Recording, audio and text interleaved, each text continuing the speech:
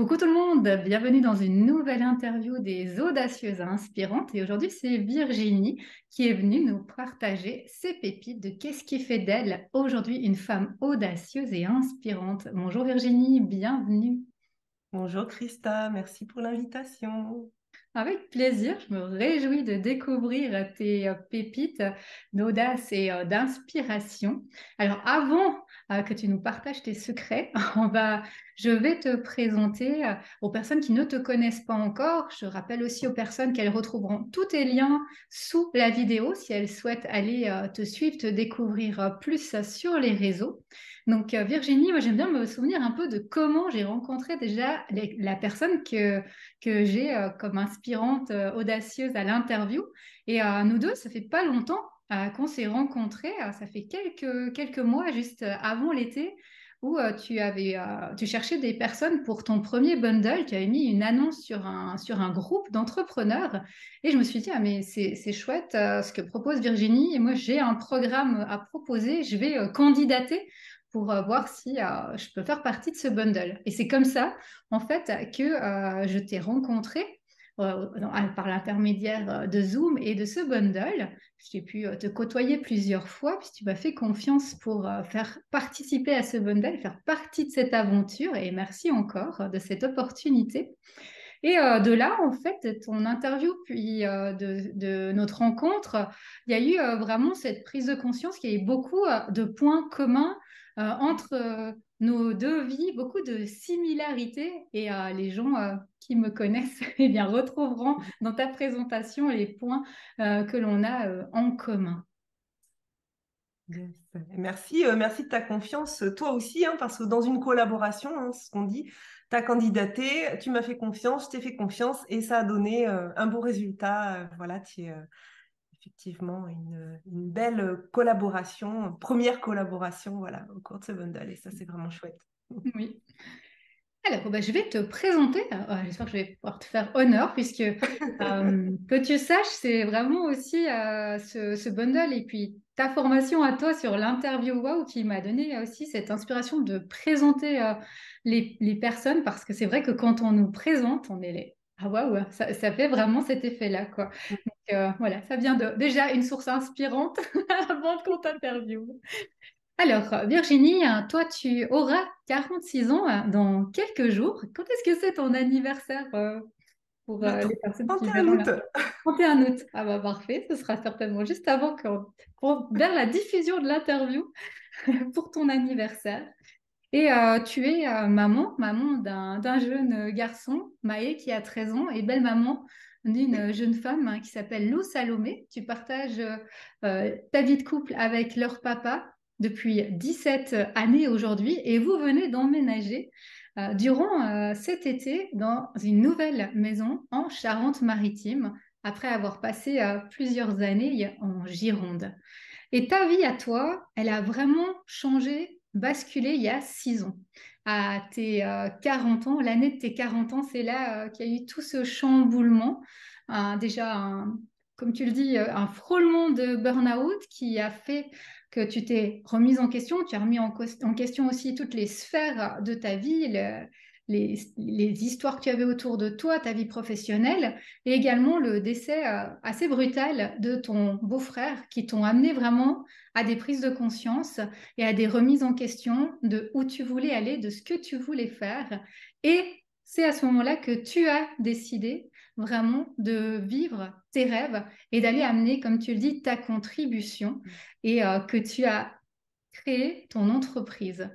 Donc, tu es vraiment, toi, spécialisé dans tout ce qui est événement digital. C'est ta zone de génie, si je peux l'exprimer comme cela. Et ton premier événement a eu lieu en mars 2021. Cet événement qui aujourd'hui a eu 3 éditions déjà, qui s'appelle le Congrès de l'écologie relationnelle. Et cette même année, tu as pris la décision de quitter l'éducation nationale, de quitter l'enseignement, ton premier métier que tu avais fait durant de nombreuses années, 16 années, et dont aussi 9 années dans la direction, donc aussi à un poste, et je trouve que c'est important de le mentionner, qui était quand même un poste élevé, d'avoir ce courage de quitter la sécurité du fonctionnaire, de l'enseignant, pour vraiment vivre de ton activité. Et aujourd'hui, tu as une entreprise qui fonctionne bien, avec un beau succès, une belle expansion. Et tu continues à créer des événements impactants, comme tu le dis, à destination des entrepreneurs. Et tu as créé ta méthode, les 3C, connexion, confiance et conversion, que tu utilises aujourd'hui pour accompagner les entrepreneurs qui sont à un niveau déjà de leur entreprise et les aider vraiment à structurer et optimiser ce qu'ils ont tout en restant eux-mêmes, tout en pouvant faire comme ils le souhaitent, tu le dis, faire comme ils le ressentent pleinement. Voilà pour cette présentation. Est-ce que tu souhaiterais ajouter quelque chose?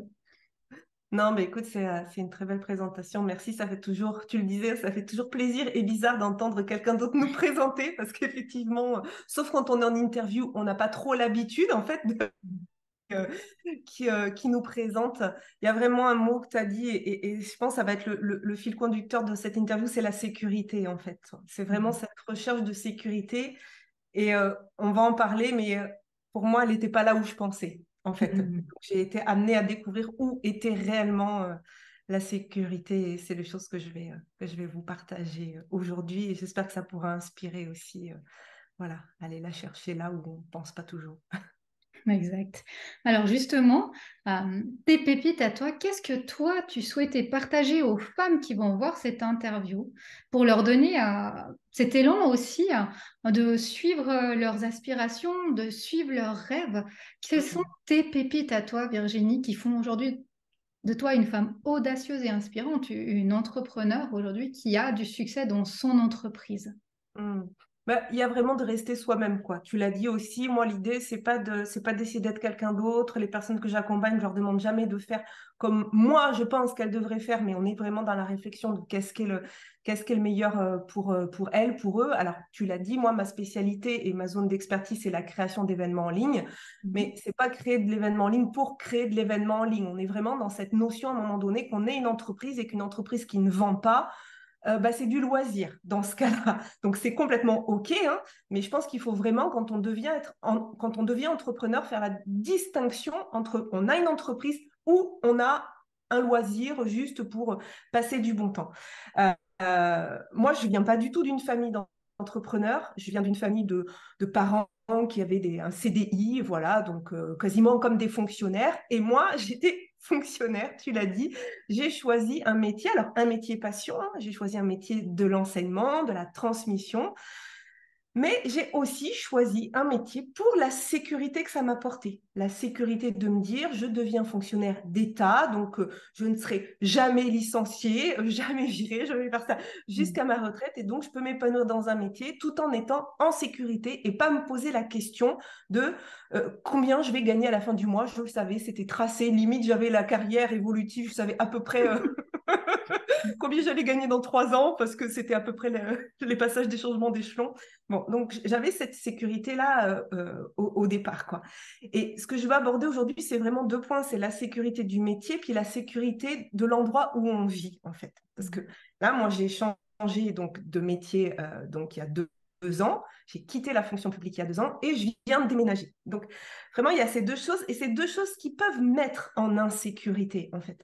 Ça peut nous mettre en insécurité de dire oh, je quitte un métier pour autre chose, je quitte le fonctionnariat pour l'entrepreneuriat. Mais à un moment donné, je me suis vraiment rendu compte que la sécurité, elle n'était pas sur ma feuille de paye, en fait. C'était pas ça qui m'apportait la sécurité. Et je pense que ça te parle aussi. Euh, je me suis dit, OK, à un moment donné, ça t'a apporté la sécurité et c'est complètement OK, hein. Il n'y a pas de critique à avoir sur choisir même des fois de retourner dans le salariat parce qu'une entreprise peut parfois être un petit peu bancale et donc on peut être amené à retourner dans le salariat.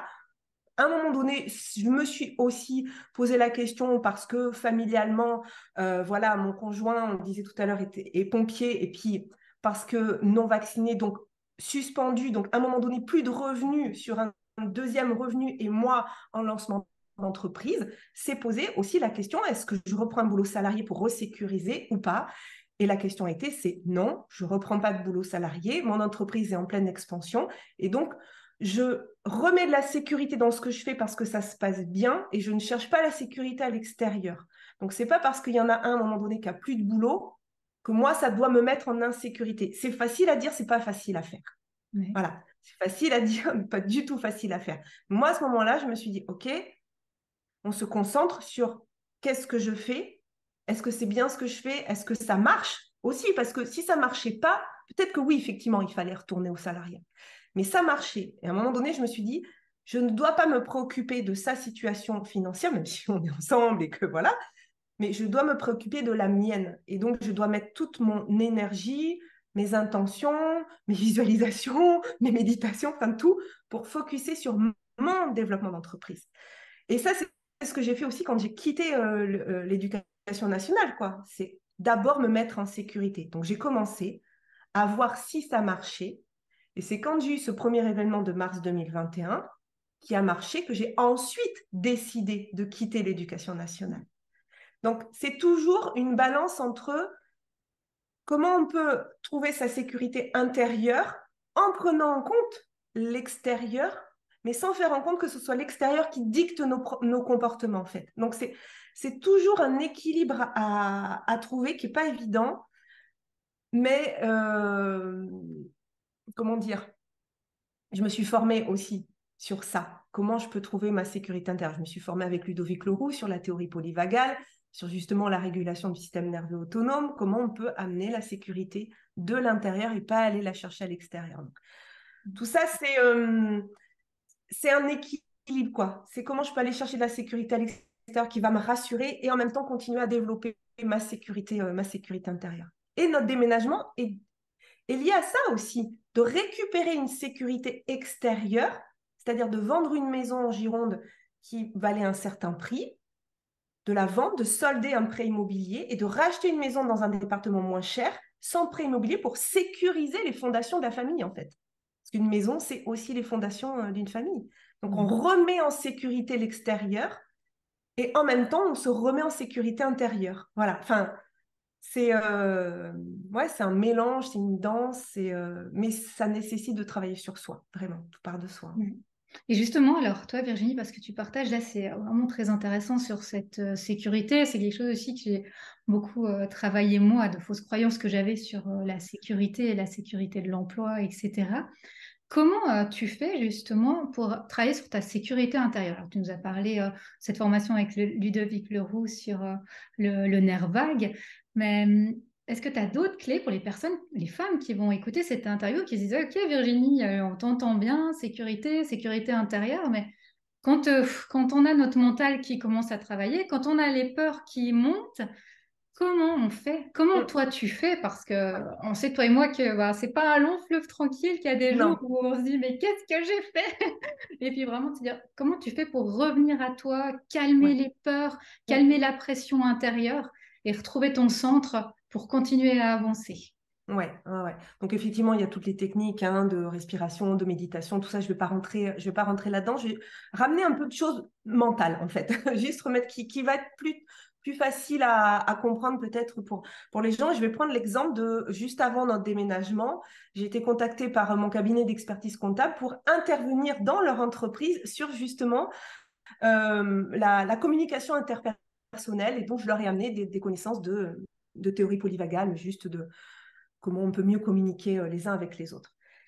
Et je leur partageais que pendant que j'étais dans la voiture, donc c'était la première fois que je faisais cette intervention en présentiel. J'ai déjà fait ce type d'intervention en visio, mais pas pour des salariés dans une entreprise, pour des entrepreneurs comme moi, donc que je connais, on va dire. Bon. Là, c'était des salariés d'une entreprise enfin, je connais l'entreprise, mais je ne connaissais pas les salariés, à part mon expert comptable et son assistante. Et donc, sur le chemin, je me dis, est-ce que ça va bien se passer? Est-ce que peut-être que ce que je vais leur dire, elles vont trouver ça nul? Peut-être que je vais pas y arriver. Peut-être que j'avais préparé le truc, relu 10 000 fois. Puis dans la voiture, à un moment donné, je me dis, OK, qu'est-ce qui peut se passer de pire?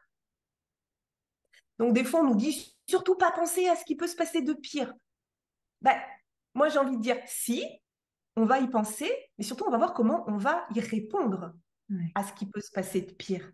pour se rendre compte que souvent, le pire n'est pas si pire qu'on l'imagine, quoi. Donc, je me suis dit, ce qui pourrait se passer de pire, donc là, c'est personnel aussi, hein, c'est moi, pour moi, qu'est-ce qui pouvait se passer de pire, c'est qu'elle me trouve nulle. Voilà, c'était ça. Ce qui pouvait se passer de pire, c'est qu'elle me trouve nulle. Pas que j'arrive pas à expliquer les trucs, parce que c'était pas ça qui m'inquiétait le plus, c'était qu'elle me trouve nulle, en fait. Là, je me suis dit, OK, donc, si elle me trouve nulle, en fait, et ça, je leur partage après pendant l'exposé, enfin l'atelier, je leur partage ça, en fait. Et je leur dis, je me suis dit, bon, OK, elles peuvent me trouver nulle, mais ça, j'ai pas vraiment d'action dessus, si elles vont me trouver nulle ou pas. Parce que si elles vont me trouver nulle ou pas, ça peut être aussi parce que le matin, elles ont déposé chez la nounou leur fils malade. Et là, il y en a une que je vois sourire. Je dis peut-être qu'elle a déposé son fils malade et que pendant toute la matinée, elle va ne faire que penser à son fils qui est malade. Et donc, mon intervention, ça va la gonfler. Donc, elle va la trouver nulle, l'intervention. Donc, le fait que l'autre, le jugement de l'autre, en fait, ne dépend pas de ma prestation. En partie, oui, il dépend de ma prestation, mais je n'ai pas d'impact, je n'ai pas de pouvoir sur comment elle va la réceptionner, cette intervention. Donc, ce que je me suis dit dans la voiture, et je leur partage ça en plein atelier, ce que je me suis dit, ben, comme je n'ai pas de pouvoir sur ça, ce que je vais essayer de faire, c'est qu'au moins elles me trouvent sympa. Et donc, ben, de les faire rire et de leur partager toute l'angoisse, l'inquiétude que j'avais eue dans la voiture. Et donc, je me dis, voilà, je leur explique, je me suis dit ça dans la voiture, ben, comme je n'ai pas de pouvoir sur ça, ben, je vais au moins faire en sorte qu'elles me trouvent sympa. Et ça m'a détendue et je continue de rouler parce que j'avais 20 minutes de route entre mon domicile et l'entreprise. Et je me suis dit, bah, ça, être sympa, je sais faire. Donc, je vais au moins essayer d'être sympa. Donc, ça m'a ramené de la sécurité. Alors oui, j'ai aussi respiré. Oui, on peut faire de la cohérence cardiaque. Toutes les choses corporelles, c'est très bien et je le fais. Mais à un moment donné, c'est de remettre aussi un peu de réflexion et de mental, hein, finalement, dedans, de se dire, OK, sur ce sur quoi je ne peux pas agir, je lâche prise.